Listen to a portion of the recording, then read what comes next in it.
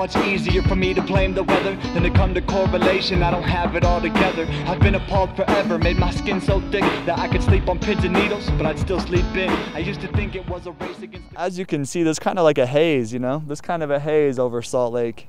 And the haze is really, it's there pretty much all year, but it gets way worse in the wintertime, you know?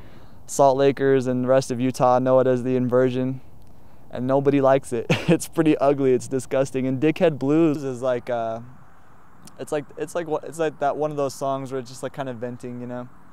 I wrote it during one of those hazy, inverted days in Salt Lake City in the wintertime when there's just like weeks and weeks where you don't see the sun because of pollution is just trapped in this valley, you know?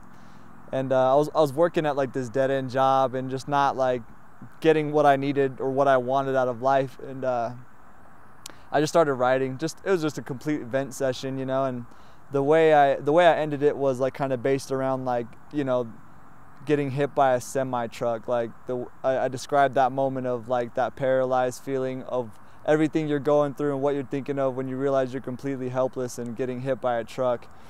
And that's like the creative part of the writing is like at the end describing that. Everything in the beginning is more venting up until that point. But yeah, the song's really just a release, man. I think it's just like kind of like just one of those poetic release days where I'm just like, all right, I just need to write. I just need to hang out with my pen and pad and a beat, and it was the perfect beat for it, you know. And it was actually called Dickhead Blues was the name of the beat when I got it, so I just kept it moving, you know.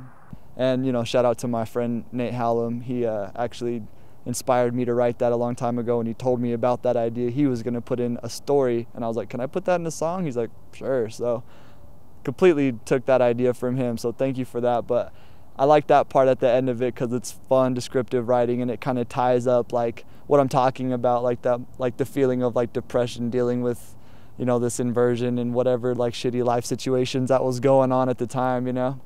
And it felt like got hit by a diesel. I was like just like kind of crippled by like not wanting to do anything, you know. And it's a good way to wrap up the song. So yeah, that's Dickhead Blues.